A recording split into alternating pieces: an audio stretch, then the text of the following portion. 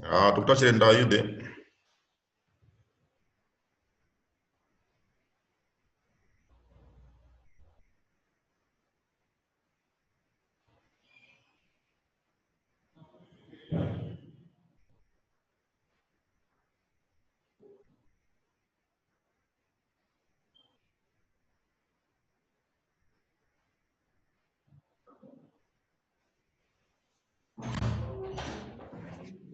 Hello. I can't unmute myself. I don't know what I'm doing right.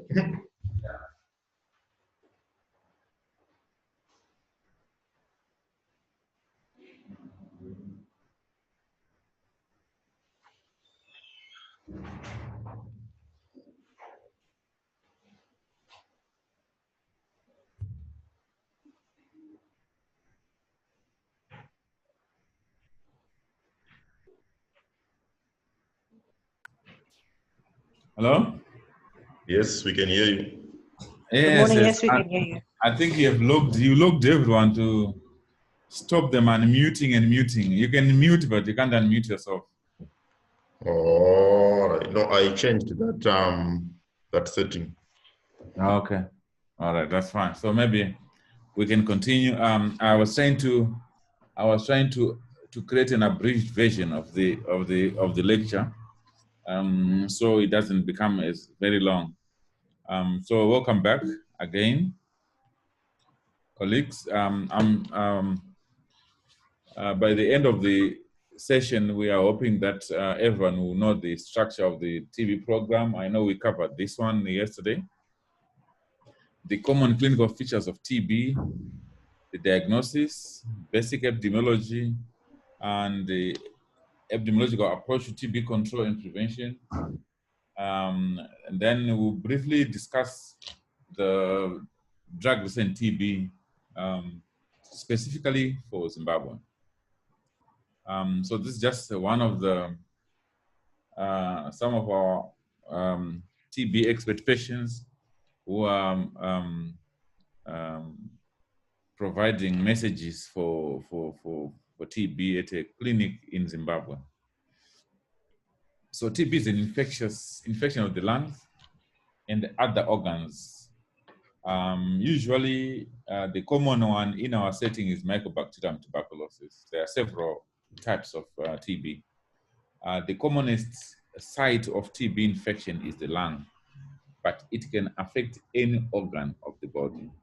Okay, it's occasioned by other species such as Mycobacterium bovis and Africanum, but these are quite rare in our setting. In terms of, if you want to look at the chain of infection for TB, it starts with an exposure. One is exposed to TB. So usually this is like, besides the BCG vaccination, it also occurs when an infected person who has active TB infection mixes with people who may be susceptible and do not have TB infection. Okay, there is the primary prevention of providing prophylaxis. I am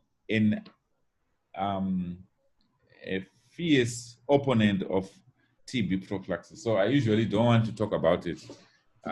But for purposes of this lecture, we give isoniazid preventive therapy in people with HIV and in children who are living with parents on treatment for TB.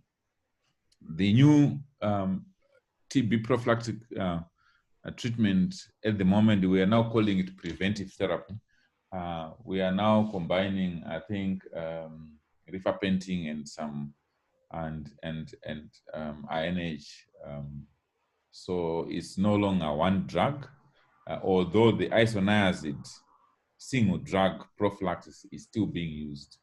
The reason I'm against TB prophylaxis or providing TB preventive therapy is that if you look at the amount of resources that go into TB preventive therapy, and you put those resources in improving diagnosis and full treatment.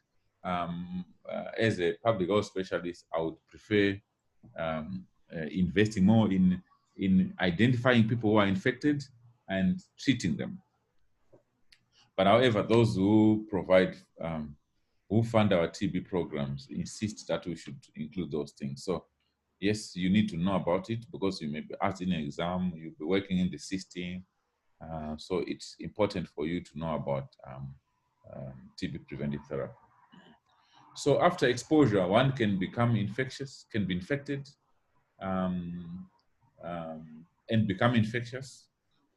Others who remain with their TB and they are not infectious. Those people usually are the ones who, when they are immunosuppressed with either drugs, HIV, diabetes, chronic illnesses, they then develop into fulminant TB. When one is infected, they may, the arrow going upwards, they may delay visiting their facility. This is another intervention area where you may want to produce messaging to communities so that they, when they suspect that they've got tuberculosis, they must report to a nearest facility on time so that we diagnose the TB early and we provide appropriate treatment. Okay. There's also another delay at doctor's level or healthcare worker level. Maybe we should change that to healthcare worker level, where when patients visit our facilities and then we delay suspecting that someone has got tuberculosis, and then besides that, TB deteriorating and making treatment outcome less favorable, that person may also be transmitting TB disease in the community. And of course, once we diagnose, we give treatment, and then people may recover and or may die. Okay, so that's more like the chain of infection for TB. When we ask you to choose a disease of your choice and describe the prevention and control measures using the chain of infection, this is what we expect. This is less annotated. What we expect from you is for you to describe exactly each intervention and its mechanism of action. So the global burden, I think we discussed the global burden yesterday. These figures are 2014, and I asked you to download the 2019 global TB report. So we will ask you about the current burden of TB. Also, we talked about the Zimbabwe situation. In terms of districts that have got high prevalence of TB or provinces that have high prevalence of TB. So we developed this map. When I say we, I'm not, I mean we as in public health specialists within Zimbabwe, but I think it was developed by the TB program. The new map is showing that most of the TB is concentrated along the Great Dyke region and the areas in Midlands province, the areas where we have got a lot of mining activities. So this map is actually outdated, and there's one map that's going to be produced and published very soon. Okay. We try to do a hotspot, and we noticed that the southern region mainly. So this area around Beitbridge, Mwenezi, and then some parts of Harare, and then some parts of Manicaland, and in Makonde area. That's where most of the hotspots for HIV is. If you want to compare with this map, yes, I think for the southern region mainly, and for Harare and parts of Marsh West. In terms of the distribution in Zimbabwe, I think this is by risk group. So the second column is showing the percentage of population at risk as a proportion of the total Zimbabwean population. Okay, and then the percent of TB cases in that age group, and then of course the number of cases. You will see that most of our cases are amongst HIV positive people, 29,920. We have a group, a suspected group of patients that are not, that, I mean, the last row there where it says TB not found in high risk group is 5,666. So this is the most, the last one is the most dangerous, because these are people who are actually roaming around the streets and are not on treatment. Okay. So the main high risk group is smoking, minors, persons living in high density areas, and those who are HIV positive. Okay. And then the greatest number of TB cases, okay, amongst men in our setting, within the age group 35 to 44. And this, if you go through, as you will find out when we discuss the HIV epidemic, this is also the age group that is the highest HIV incidence. Women are less likely to have TB in our setting. The TB HIV co-infection rates in terms of TB and HIV. So these are old statistics. The current one is around 68, almost 70% of all our TB patients are co-infected with HIV. Okay, so this is the current burden. The prevalence is 292 per 100,000. This incidence has fallen down. So if you read the new Global TB report of 2019, you will see a changed instance. So these statistics have changed. So you need to go through that document. Okay. I don't think we need this one you've done in when you're doing epidemiology. So in terms of the TB types, remember we said earlier on the commonest TB pathogen that's affecting populations in our setting, including Zimbabwe, is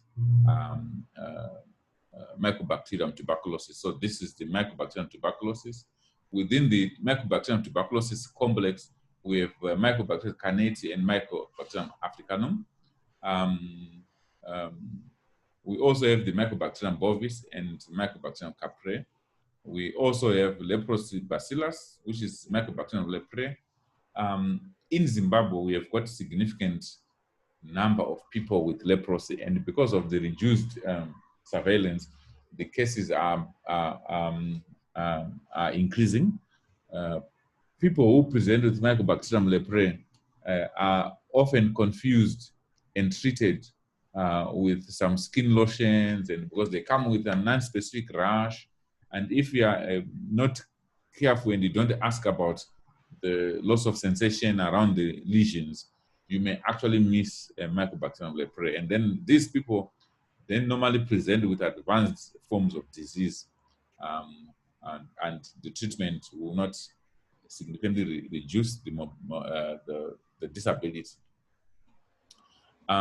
We also have some environmental bacteria that are often opportunists in men. These are Mycobacterium avium complex.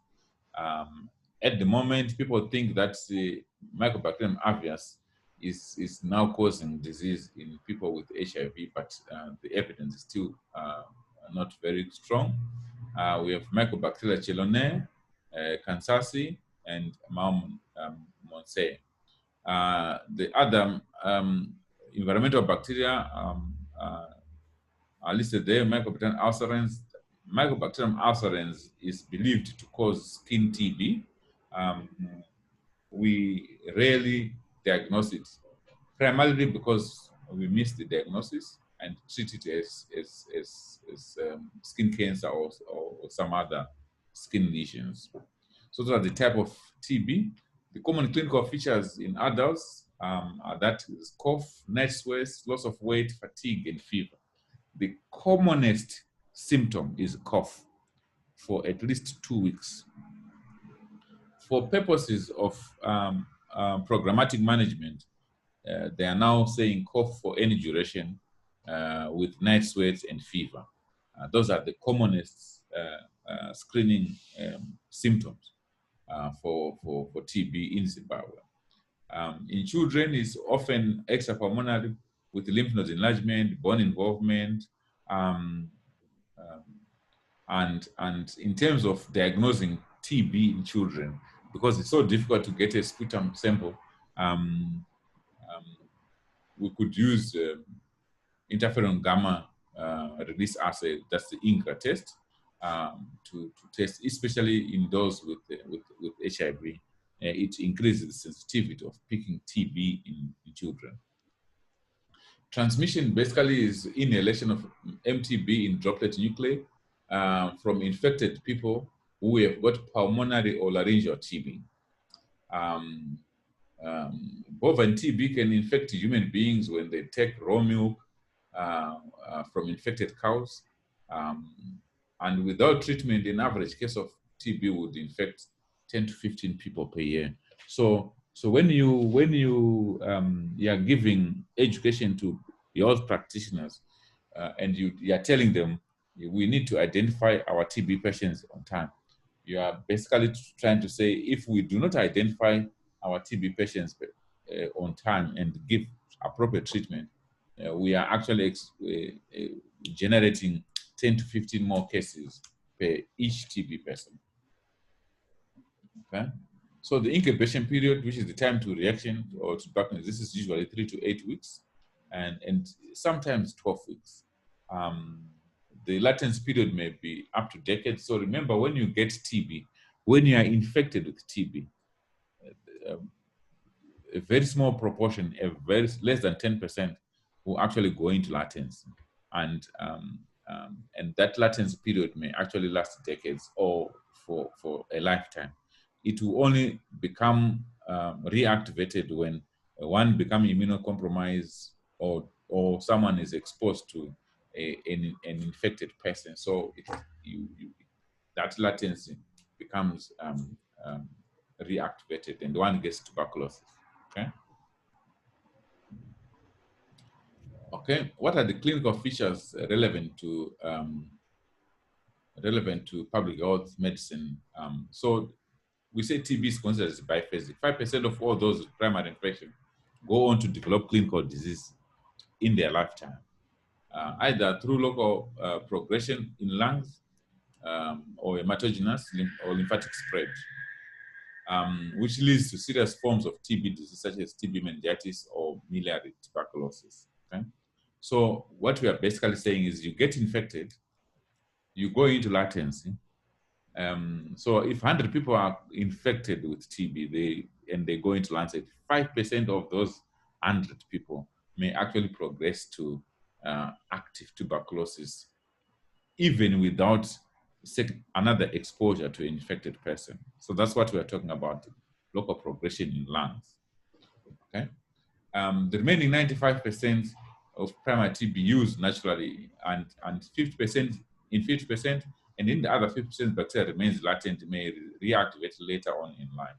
So these are the primary progressors. The first 5% are primary progressors, and then the 95%, we are saying 95%, 50% of those 95% naturally use, completely use, and the other 50% are the ones who retain their TB contained in the gonfocus and later on may reactivate in life, either through change of circumstances, through re-exposure, through poor immunity, from malnutrition, from HIV infection, from other chronic diseases. So the risk of reactivation increases with advanced age. In the last TB prevalence survey that we did in 2015, we noticed that the incidence of pulmonary tuberculosis in the older persons was actually increasing in Zimbabwe. So this has nothing to do with changes in epidemiology. It's just basically related to, one, an increase in the population of in the aging population in this country is increasing by about 12% per decade. And then chronic disease, people with chronic diseases, HIV infection and AIDS. Reactivation is often pulmonary TB, and without treatment, the mortality is quite high. In fact, we think that most HIV-related deaths are deaths due to TB that has been missed in people with HIV. So the parameters that increase the risk of significant TB disease are that duration of infection. If you increase the duration of exposure, so if, for example, if you are in a household or you are at the workplace and someone has got active TB disease, if that person, if it takes the healthcare system to pick that TB disease 2 months, as compared to another workplace where the TB disease is picked within a week or 2 weeks of illness, the people who are working with someone whose TB was picked after 2 months are more likely to contract TB disease than those where the TB has been picked on time. So that's one variable that we can manipulate by educating our healthcare workers to identify TB on time and make sure that all the people that have TB are actually identified early, provided treatment. Once you start treatment, within 2 weeks, someone is not infected. The other variable is the volume of exposure. So if someone, remember earlier on we said people with pulmonary TB or laryngeal TB are more likely to transmit tuberculosis. So those people who have got laryngeal TB, they tend to, when they cough, they tend to produce high volumes of droplet nuclei containing the TB bacilli. Okay, and then the size of the particles. So if someone coughs out large particles, those large particles are more likely to settle down in an environment before someone breathes them in. But if they are smaller particles, those particles may stay in the environment for longer periods, and they are more likely to cause a successful transmission of tuberculosis. So these are the things that increase the risk of infection.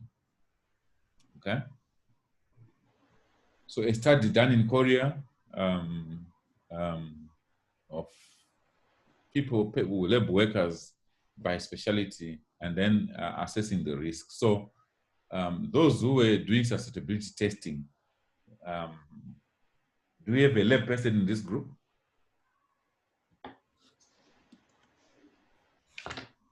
Do we have someone from the lab? Can you raise your hand, and then Dr. Makurumizeke can unmute you.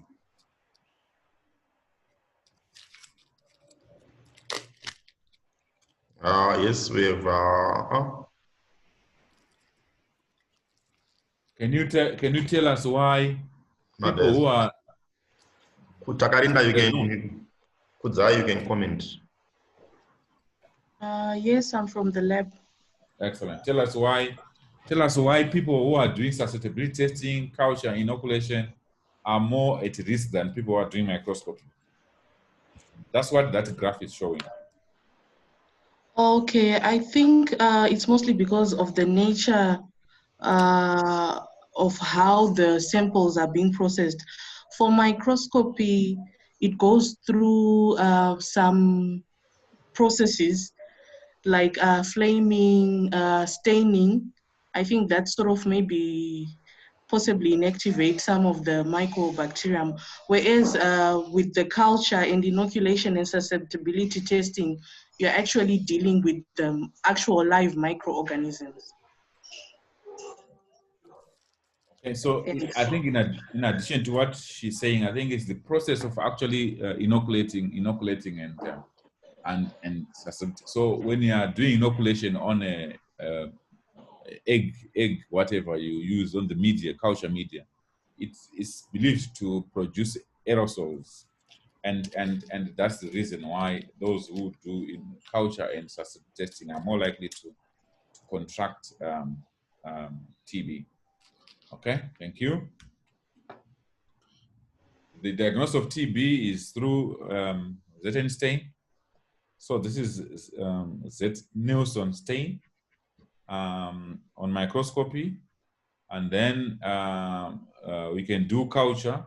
We have solid and liquid culture. Solid culture is when you use Lawrence and Jensen tubes. You culture on Lawrence and Johnson media.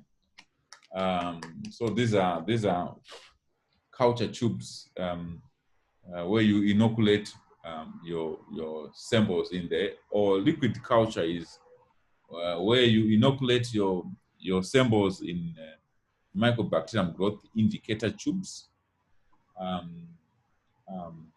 The advantage of, so in our TB prevalence survey study, we actually noticed that in terms of sensitivity and specificity, there was no significant difference between solid and culture media. The only challenge with liquid media is that it increases the contamination as opposed to solid media.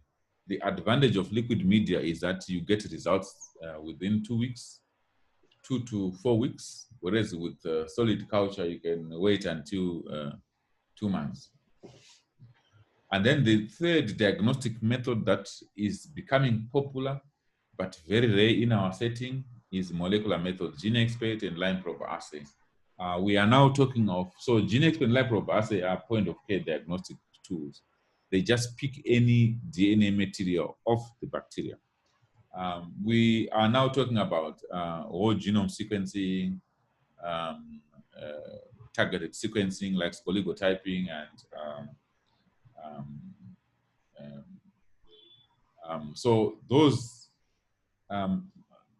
genotyping methods are important, are becoming important because of the increase in the number of in the proportion of TB that's presented with drugs and TB.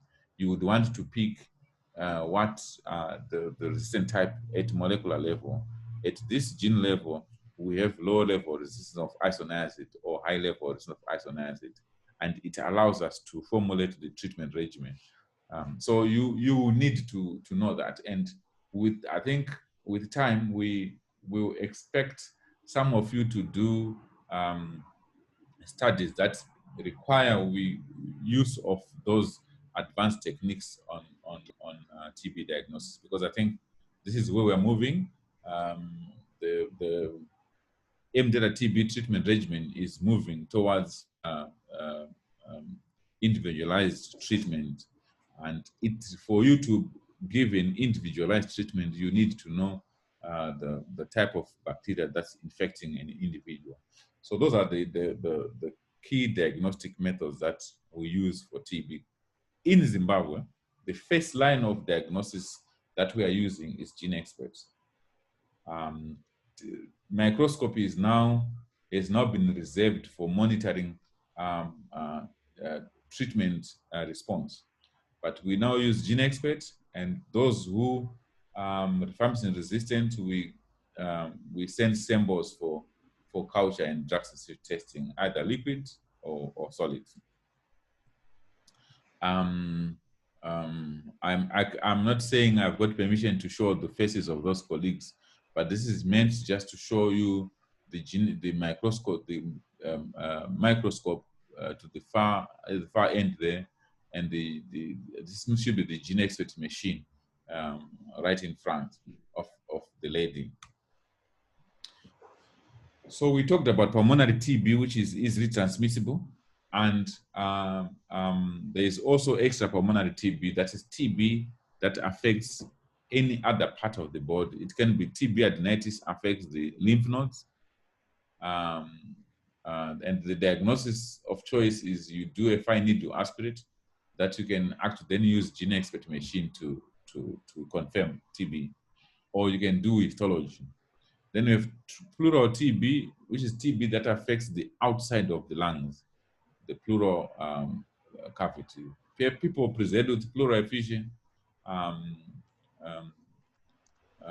And you can also take some pleural biopsy and informal for gene expert and histological examination. And then TB meningitis is TB that affects the lining of the brain, the meninges, usually occurs in children or people with severe immunosuppression. And then miliary TB or disseminated TB is TB that is all over someone's body. It's on the chest X-ray. It shows some millets, millet-like picture. I wish I did an X-ray picture to show that you take it's in the liver, it's in the spleen, it's everywhere. That's why it's called disseminated TB. Also common in people with severe immunosuppression, HIV, diabetes, renal disease. And then abdominal TB or peritoneal TB, it's in the abdomen. Also articular, including spinal TB. It's also common in children, osteoarticular TB, common in children. And then TB pericarditis, that's common. It's TB in the around the heart, in the pericardium. And it is also common in people with HIV or severe immunosuppression. We also, in Zimbabwe now, we are also using the chest X-ray to make a diagnosis of TB. When I went to medical school, we were taught that chest X-ray is no role in diagnosis of tuberculosis. But during our TB prevalence survey, we actually noticed that the chest X-ray was more sensitive than the symptom screening. So we are now using the chest X-ray for it's not part of the diagnostic algorithm. So this is an example of a chest X-ray. I don't know if you can see my mouse. This is the cavity, and people with cavitary TB are more likely to produce large volumes of droplet nuclei with lots of bacilli, TB bacilli. And these people, once you see a person with cavitary TB, this person is spreading TB like something else. So you need to start that person on treatment as early as possible. What is the treatment for TB in Zimbabwe? There's no more category 1 or category 2. So this means this is an old slide, okay? There is only one treatment, the first one, the one that's in category 1 is the treatment of choice in this country. Anyone who presents with retreatment of tuberculosis, you give the same treatment, but you quickly send a sample for culture and drug sensitivity testing to check if that person does not have drug-resistant TB. And then you treat with appropriate treatment for MDR-TB. Okay, so what is the epidemiological approach to TB prevention and control? So the first principle is that you want to reduce the incidence of tuberculosis infection. Okay, so how do we do that? We want to identify and cure using treatment, medicines, cases that are transmitting TB. So it's in other words, when you were doing epidemiology, outbreak investigation and everything, you were taught about source reduction, correct? So source reduction basically means you are identifying cases, you are treating them. If they were non-humans, you would identify and kill, okay? But this time, because they are humans, you identify, you provide treatment, and you reduce the period of infectivity. You reduce that, the one that on that equation of particles over volume times exposure time. You are trying to reduce the time of exposure, duration of exposure. The second principle is that you want to reduce the prevalence of TB infection, okay? So component of TB elimination strategy is identification and preventive chemotherapy for persons already infected. So this is the basis for TB preventive therapy. In other words, when we give isoniazid in people with HIV infection to prevent reactivation, the idea is we are preventing reactivation of the TB so that it doesn't become an active case. Okay, I have told you my opinion on this. but it's a national strategy. You need to know about it, and when you're asked, you should be familiar with it. What are the strategic interventional areas? Care and treatment. Remember the NTB strategy that we discussed yesterday. Look at it from that point of view in terms of the pillars. So pillar one will involve TB care and treatment, TB HIV collaborative activities, MDR TB treatment, etc., etc. And pillar two will involve the issues of procurement, supply management, community system strengthening. So that would be pillar two, okay? But these are the specific interventions that we use for managing TB.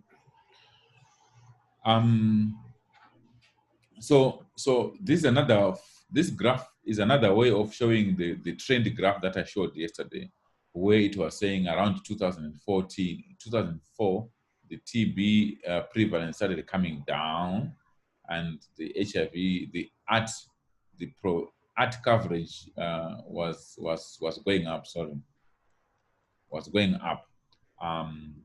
And I think universal coverage was achieved sometime in 2013, where about 85% of our people living with HIV were on treatment, okay?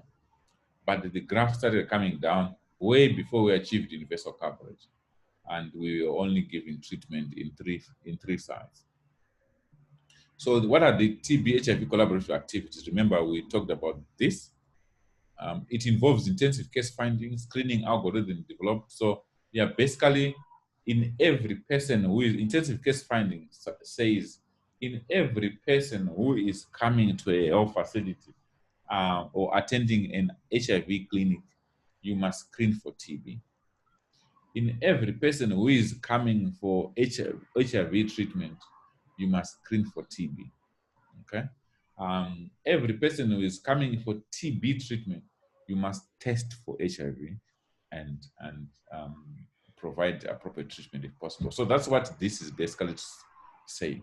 And then isoniazid preventive therapy, any person who is HIV positive, who is coming to receive antiretroviral therapy, and he has no TB, he has no active TB, you give isoniazid preventive therapy for 6 weeks, 6 months. And then, of course, infection prevention and control. Make sure that they practice cough hygiene, cough etiquette, they cough into their elbows, etc., etc. So that's what the TB HIV collaborative activities entail.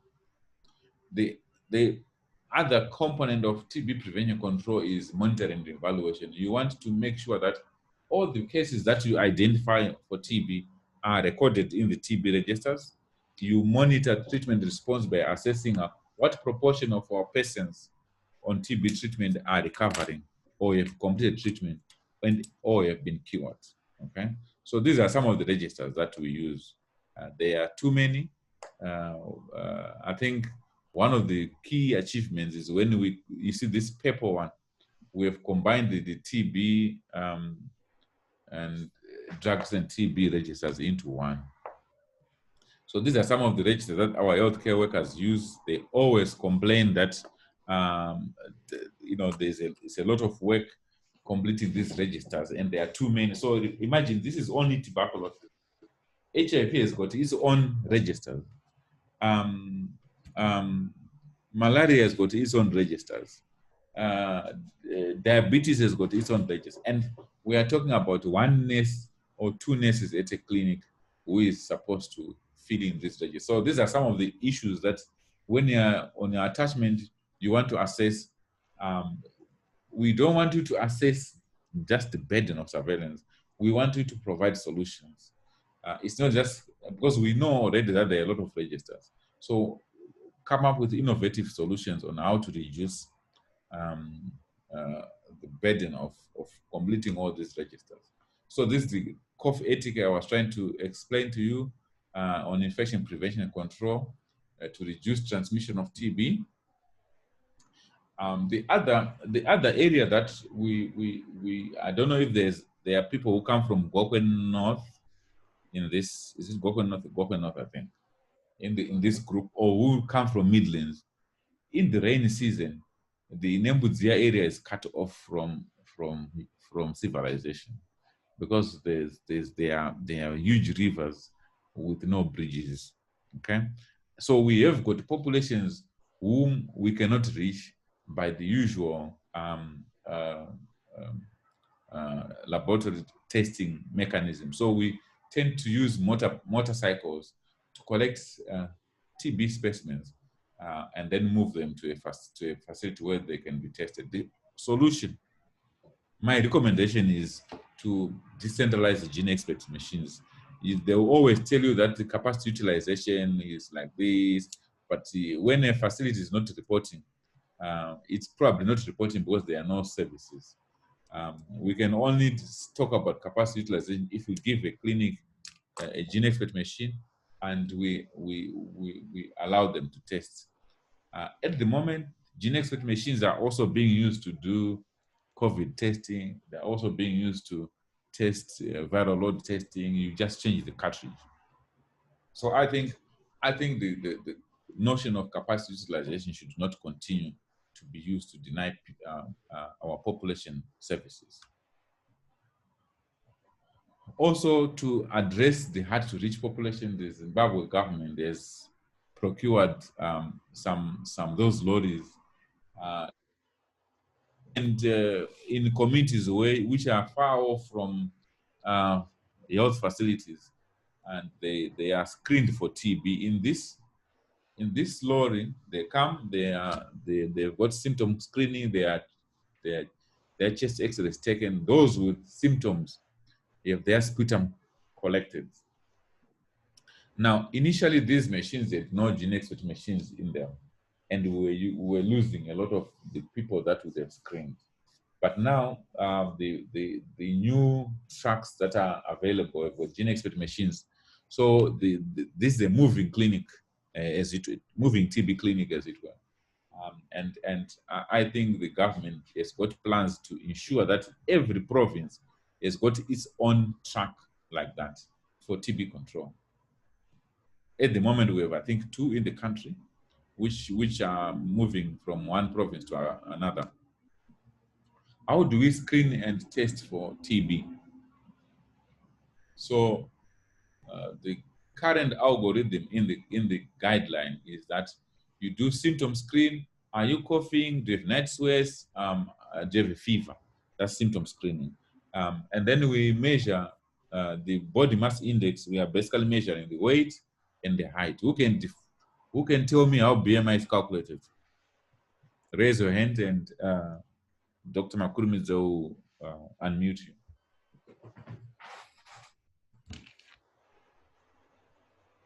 Yes, Dr.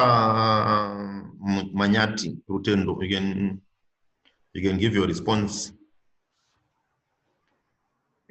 Morning, everyone. So the BMI is calculated as weight over height squared, weight in kgs or kilograms, and height in meters. Okay, so which BMI? So how do you use BMI to suspect TB? So usually in people who are wasted, so with the BMI of less than 20, or right. Yeah, those who are underweight, so with a BMI of less than 20. All right. Is it 20 or 25? 20. The normal. Which is the normal BMI? Normal is 21 to 25. Okay. All right. Excellent. Good. So when we do symptom screen, we do BMI, we do chest X-ray for TB high risk groups, if available. Okay. Now, like I said earlier on, in our TB prevalence survey, we noted that chest X-ray was more sensitive than symptom screening, and we are now recommending that anyone who has good positive symptom screen and a low BMI will do a chest X-ray. And then we can proceed and collect sputum for expert MTB reef assay. So who are the high-risk groups? We keep talking about high-risk groups. I think we need to know who are these high-risk groups. So these are people living in congregate settings, minors, residents of correctional facility, institutional accommodation, refugees, military and police cantonments. Okay. Persons infected with HIV, children under 5 who are contacts of an older person with TB. Okay. And this is the recommendation for congregate setting. You screen at baseline and every 6 months. For people with HIV at diagnosis, then at every healthcare visit, whenever they come, they are screened for TB. And then for children at point of diagnosis and index case, or within 7 days of diagnosis of index patients, and at 6 months when completing isoniazid preventive therapy. Okay, so those are our high risk groups. Persons with medical risk factors known to increase the risk of disease, like chronic kidney disease, diabetes, gastrectomy, patients receiving ART or immunosuppressive therapy, current contact with a TB patient, clients with a history of previous TB, and healthcare workers. The healthcare workers are probably the ones with the highest risk of TB infection. And any healthcare worker who is diagnosed of TB must be screened for drugs and TB. Okay, what are the challenges that we face in managing TB? I think the issue of declining TB notifications. In Zimbabwe, we have, I think our TB notifications have been declining over the past decade, significantly so. I think we are one of the few countries in Africa, sub-Saharan Africa. There are 6 of us, Uganda and some other 4 countries that have shown a consistent decline in TB notification. At the same time, we are seeing an increase in emerging multi-drug resistant TB. So we don't know whether the reduction in TB notification is an issue of access to care, given our socio-economic factors, or it's actually a true decline. I mean, you did this when you're doing epidemiology. And then inadequate childhood TB interventions, weak supportive health system environment, including procurement, supply chain management, program management and surveillance system. How have we been performing as a country? So, like I said, notifications have been coming down for all TB and even bacteriologically confirmed. So that red line is bacteriologically confirmed, okay? So those who had a gene expert test done and were positive against the total reported. So notification is, remember, notification is number per 100,000 for TB. So it's in 2011 with 319 per 100,000 population. Of these, 91 were confirmed, 97 were confirmed. So you see that the bacteriologically confirmed cases are very few. Okay. I don't think I have a graph showing the proportion of cases tested with gene expert machine, so that you appreciate how many we are actually missing. Notifications by province. So you can see that Bulawayo, Mat North, Mat South, Tungwiza and Harare are probably the hotspot provinces. Manicaland, Marsh Central, Marsh East, Midlands do not, I mean, in terms of relative to other provinces, are not as bad. Okay. And then TB care trends. So number of tested. So this is within HIV, within TB settings, what proportion of our TB patients were tested for HIV? We have been doing very well, above around 92%. How many are positive? So you can see our positivity rate is also, the co-infection rate is also coming down steadily. It's around 68% at the moment. And then of those who were HIV positive and the TB, how many were commenced on antiretroviral therapy? Sorry. So we are approaching almost all that we test and are HIV positive and have TB, we are now giving ART. So, which is a good thing. What has been the treatment success? I think the latest for 2018 was 80. I think we had reached the 85 mark. I think, which is I think the target is 90%. Remember those NTB targets. 90% of all those that are confirmed must complete treatment. The treatment outcome, red is those who died. Let me see if I can read for you. Bulawayo, we have got 13% of our TB patients who are dying. The green is the treatment success. So Bulawayo, 13%, Midlands, 11%, Mat North, 14%, Mat South, 18%. So we have Mat South, Mat North, Midlands, and Bulawayo. So the southern region provinces tend to have more mortality. So there's a paper written by I think Timire and others, which actually described the fact that a lot of our TB patients coming from the southern region of Zimbabwe have got high mortality, and they made some hypotheses that they came up with. I urge you to look for that paper and read it, because it gives a lot of interesting epidemiological explanations to why our populations from that region die a lot from TB. What is pleasing though is that whilst Bulawayo is 13% of TB patients dying, the proportion of not evaluated is very small. Okay, extremely small here. As opposed to Manicaland, which has got a 10% deaths, but the proportion not evaluated is quite high.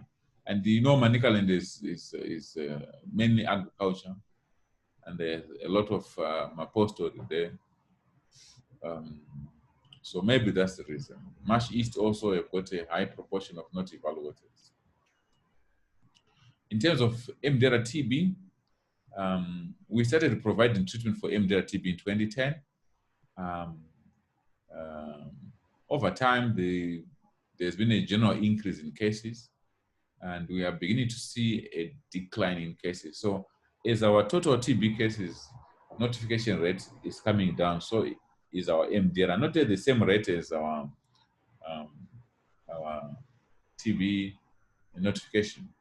However, this must be taken in context. We did a survey a few years ago that looked at patient costs. How much is our patients with TB paying to access our health services? 80% of our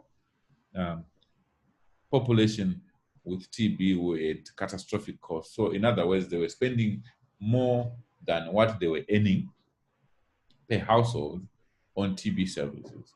We then followed up with a survey that looked at what social services are available to them. And what we observed is that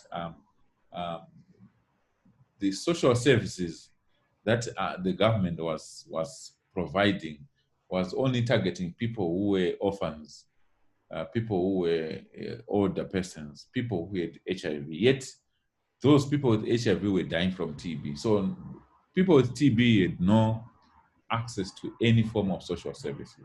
So we may want to interrogate this decline further to say, is it a true decline, or people are not accessing services?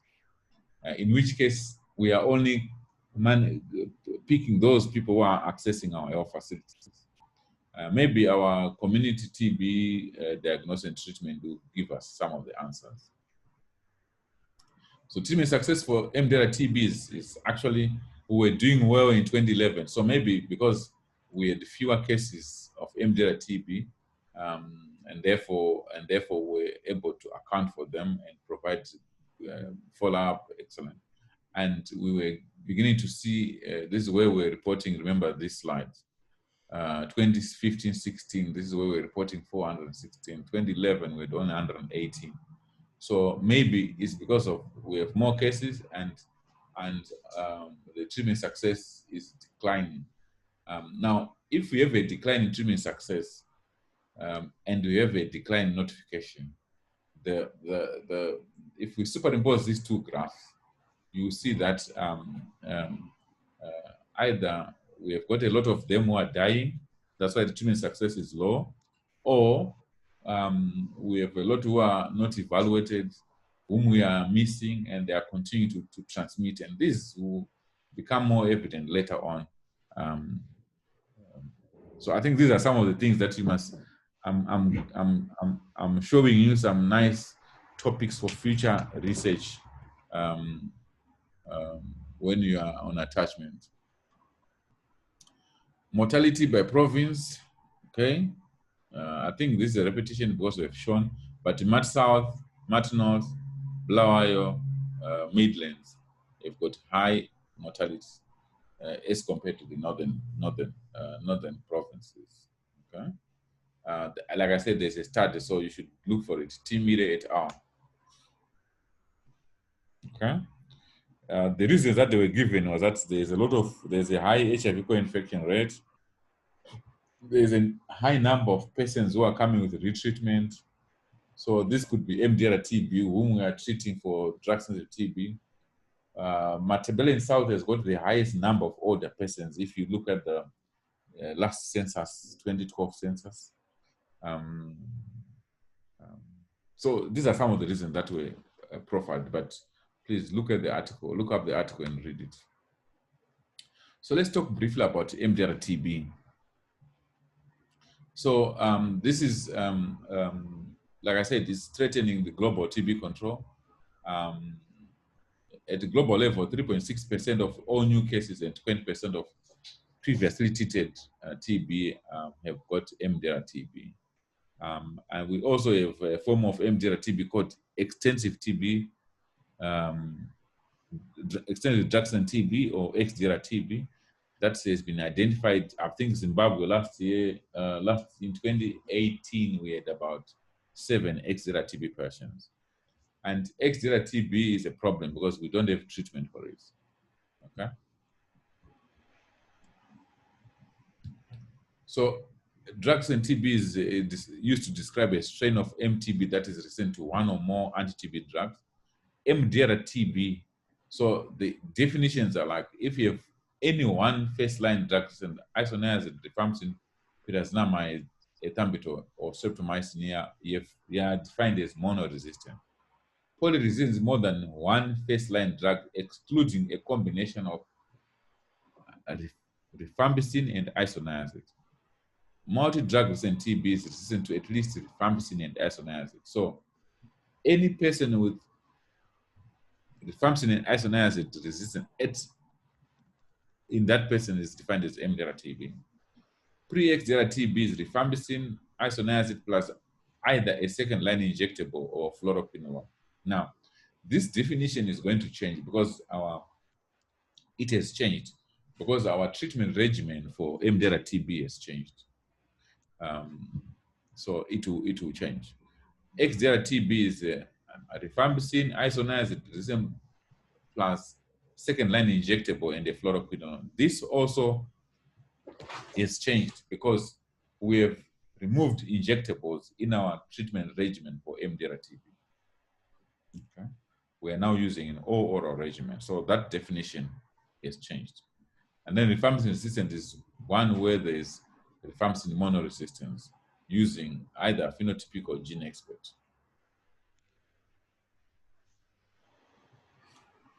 Okay, I mean, this is just a quote from someone else. So the appearance of resistance to INH administered as monotherapy. So this is why I think we should not give isoniazid monotherapy to treat latent TB, because as you give isoniazid monotherapy, those with sensitive TB will decline, and you begin to see a lot of people with drugs and TB. Yes, this is one of the papers, but there's those who support it are very strong, and of course they have got money, so they are what they want to prevail.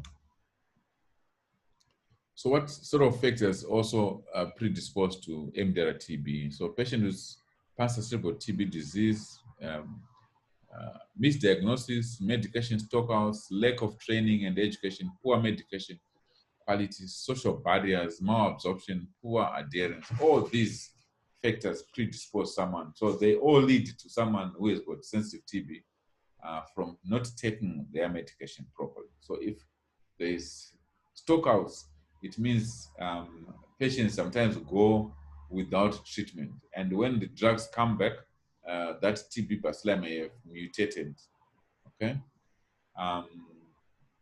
There's also a notion where if someone develops MDR TB and then we delay diagnosing that MDR TB, it means that person is transmitting MDR TB in the community, okay? So those are the factors that promote development of or continued transmission of MDR TB. Okay, in Zimbabwe, the 1.9% of all new TB cases have MDR. So at any one time, if we take a sample, of 100 people, 2 of those may have TB amongst new TB cases, and 8.3 or 8 people who have MDR TB amongst people who present with history of previously treated for TB. So what we are saying in this country is that anyone who presents with previous treatment of TB must actually be checked for MDR TB as you continue treatment. I think the updated survey is 2016, and that paper is been published, so you can look for it. Okay. Case detection versus treatment for MDR TB. I think we've been doing well compared to other countries. So we are missing very few patients with MDR TB who have not been treated received treatment from MDR TB. Although the ideal or the target is to have all the people diagnosed with MDR TB put on treatment. I think this graph is just showing some of the activities that are happening in terms of treatment supporters. Remember, we said most of our TB patients have no money to visit facilities. So treatment support, we tend to use treatment supporters to go and support them, take their medication, get information on their adverse events, if they are having problem with their treatment, etc., etc. So this is the survey results for 2016, I think. Oh, okay.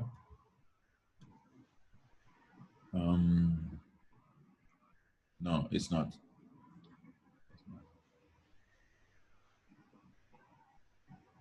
Yeah, okay, so I think we can disregard that slide. So I think this is the end of my presentation. I don't know if there are any questions from colleagues. You can raise your hand and then Dr. Makurumidze will call on you.